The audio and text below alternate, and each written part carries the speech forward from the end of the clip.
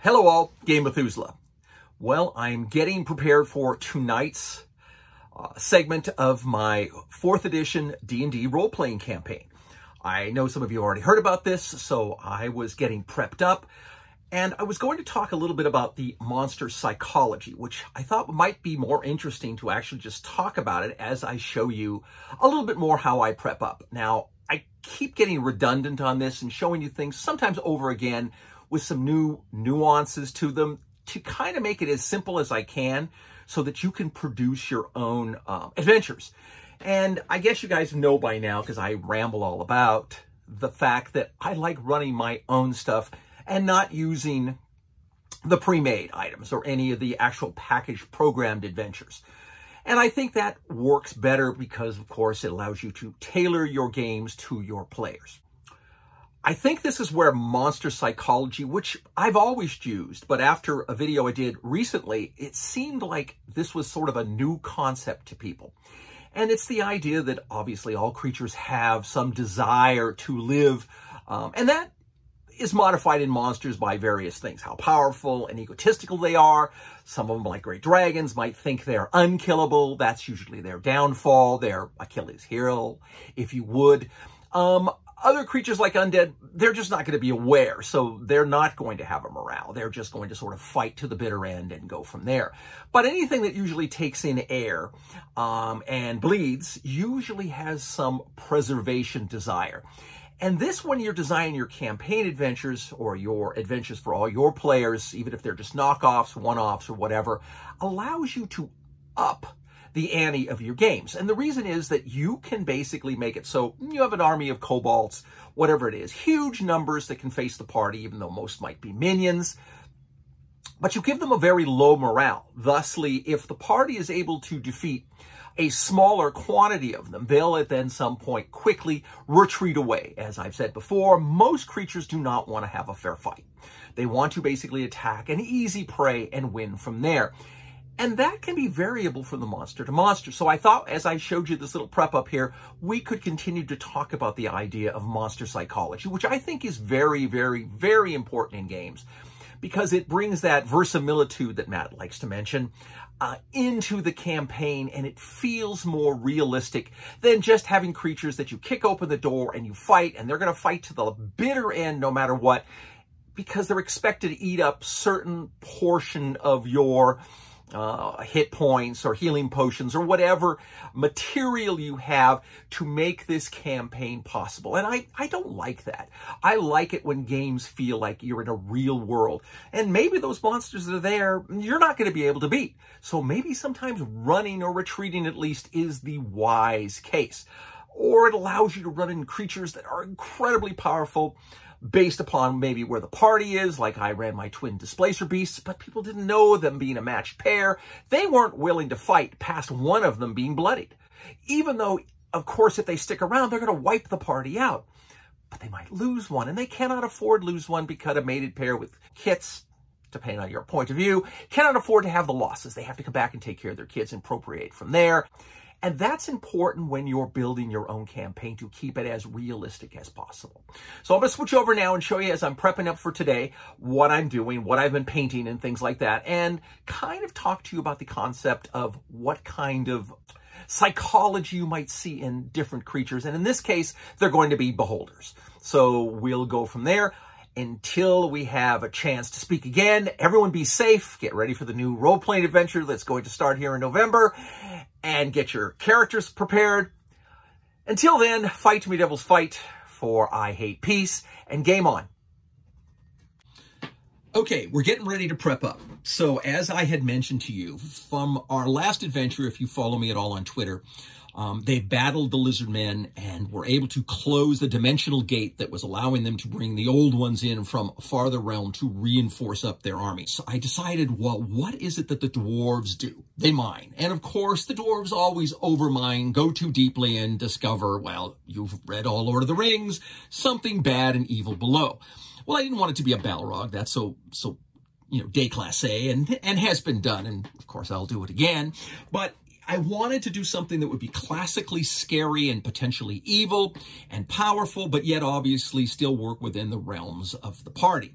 So I came with the idea of beholders. Now, I have one beholder miniature. This is a 1970s, 80s Ral Partha beholder that I painted, and I then think it got beat up over the many years of playing it. So when I was touching it up, I put it onto this little specialty base, and it's done fine, but it's really, really tiny and not really what I would consider a full, powerful beholder based upon some of the beautiful miniatures that are out there. Now, so basically what I'm using it is as one of the beholder kin, which I think they're called Goth or Gouth. And this works very appropriately for my party, 5th Elite artillery. Makes them difficult and tough, but not something that the party currently can have any difficulty with. But I wanted 2 of them, and I only had 1. So, of course, I do what I normally do, is I speed paint. I went ahead and speed painted up this little Reaper Bones thing that came in, I think, Kickstarter 1 that's been sitting around in a box. And I fired it up yesterday and got it cleaned up and then finished it up this morning. And that gives me 2 creatures, and I think that will be more than sufficient for this adventure. This is going to be the big bad guy. Now, I picked this up recently. Again, I'm right in the process of speed painting it. I don't know whether I'll get it finished by tonight. Right now, obviously, this is slowing it down, but and it's getting late in the afternoon. So I may just leave it at this, hope they don't run into it.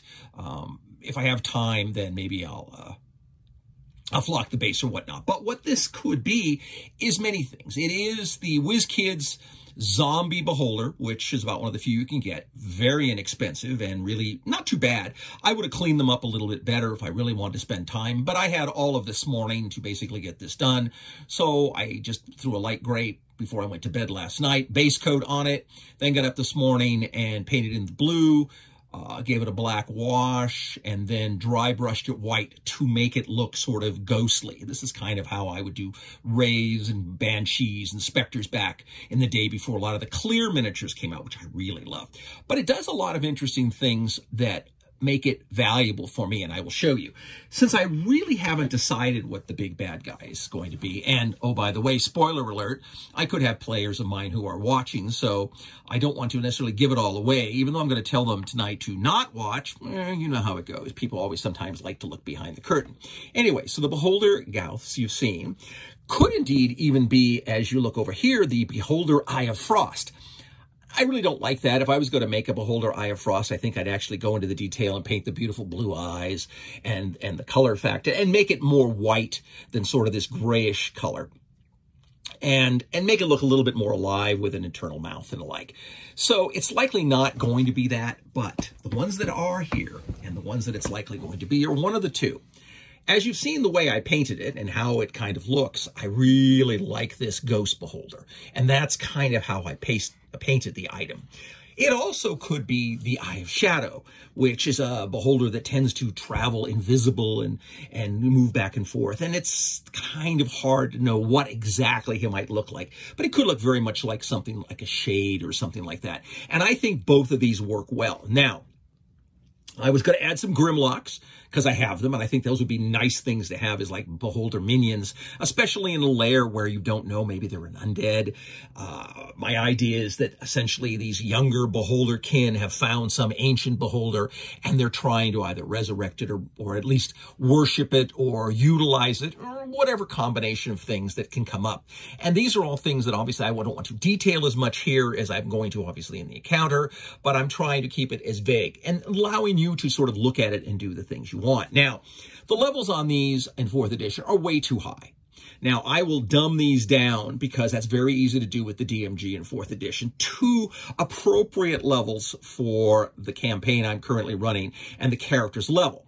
Now, I will do that tonight, and I always write them up on 3x5 cards. I guess you guys have seen my 3x5 cards. I recommend this for 2 reasons. A, they're much easier to use at the battle table. 2, the process of writing up your monsters on a 3x5 card really refreshes your ability to use them. So you're not just trying to read them out of a book. You're not trying to use the book at the table, which is difficult because it takes up a lot of space, especially if you have a big group like I do. The other thing it allows you to do is modify them. Since, again, I don't want to have a level 12 elite lurker going up against my party this evening, if for some reason they're able to beat their way through everything else, get down into his lair, and battle him. So my guess is I'm going to dummy him down to somewhere more than likely around 8th level. Could be as low as 6th or 7th level elite lurker. Still makes a very nasty monster. It'll be difficult, but I don't think it would be life-ending. This thing would be life-ending.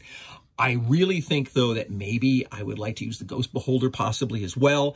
Very different set of combat, but very interesting in the obviously fighting in a dead fashion is instead of this sort of teleporting invisible fashion. Just a matter of preference and what you're going to want to use and what sounds good for the party. After painting it, or at least sort of speed painting it out, I kind of like this idea of going with the Ghost. I'm almost even tempted to give it this sort of greenish blue wash, but once again, that's another time factor. And again, I don't know if I want to spend that on a speed painted miniature. I kind of want to just get it on the board, use it, and maybe I'll go back later and readdress the painting details. Things to remember. So important to get things down. Now, going back to monster psychology, there's actually some books out there that I think were made for 5th edition that showed how beholders think. And I like that. Something else that's kind of cool to have is I had an old Ral Partha thing I found in the bits box of a beholder, and it was all beat up and most of the eyes were gone. So I made some out of putty and put them on there and decided to make a dead beholder. I always think that works great now. And one of the other reasons I think I want to use the ghost beholder, because they can find the dead beholder rotting body and then the ghost beholder can spring out of it or something like that. I just like things that add to the drama of the level. Now, normally in preparation, again, I usually write my little maps up, but here I will show you. This is kind of what I travel with. This is my dungeon tile collection.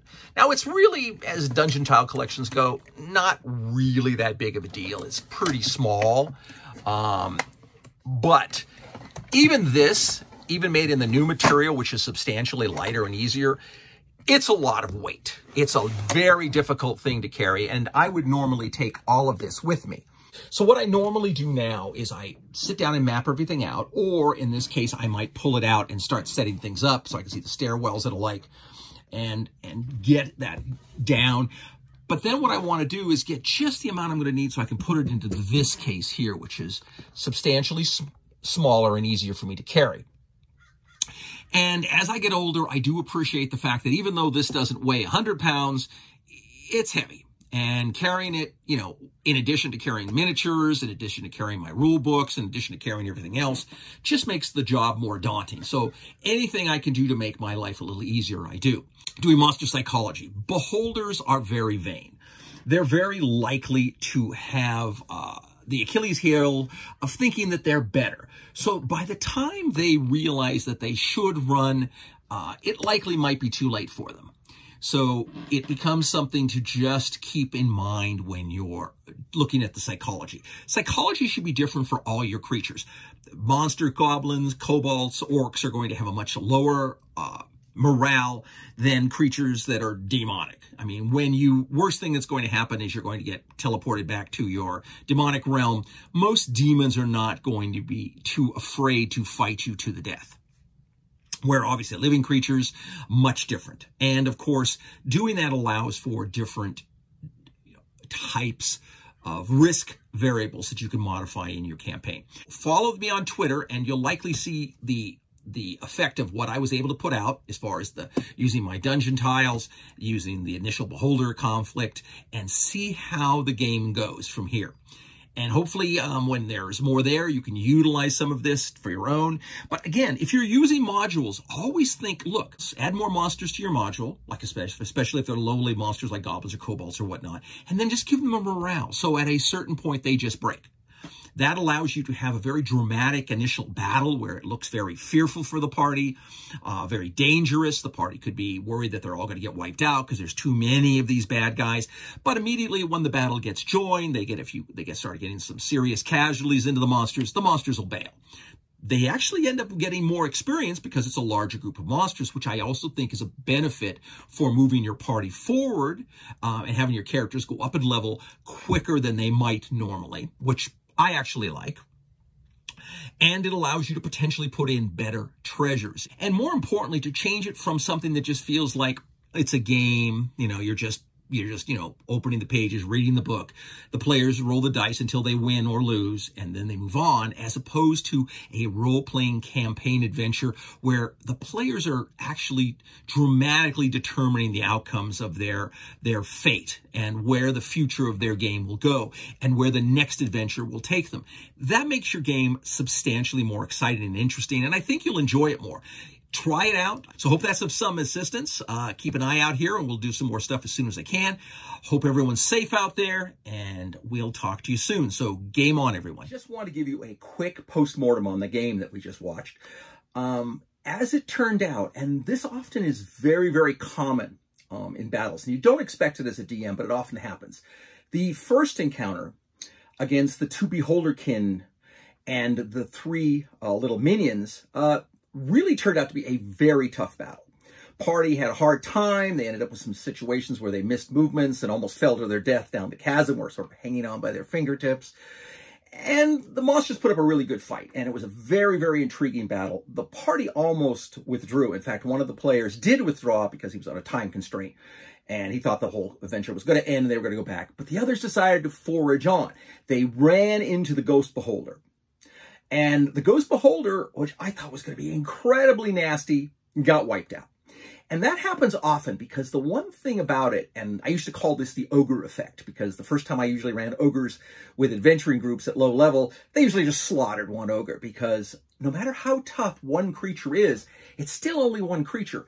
And usually a party of 5 or 6 people can put a ton of damage, especially in 4th edition when they're using their dailies and they're using all their points. They're doing everything they possibly can to try to win. They can often do so really quickly, and in this case they did. The cleric threw a turn undead and rolled crit, rolled like maximum damage, just totally took about half the creature's hits away in one attack. And they were able to finish him fairly easily. And it was interesting because I was about to use my action point and do their special. So basically he would have fired 2 spells at everybody. 2 of the eyes would have fired at everybody in the party, which would have been really potentially very nasty, but it didn't work out that way. So something always to remember when you're looking at games. There's always that unseen factor in it. And it is an interesting thing to watch, but I thought you would just be interested to see, because, I mean, it was way anticlimactic compared to the first battle. Anyway, it was a good adventure. Everyone had a good time. It was very interesting. I think very people were fascinated to see a creature they'd never heard of before. But in the meantime, I hope everything's going great with everyone now. It's getting crazier and crazier, but that's the way the world is, and it's good to have gaming to fall back on. So everyone be safe out there, and we'll talk again soon. Have a good one. Game on.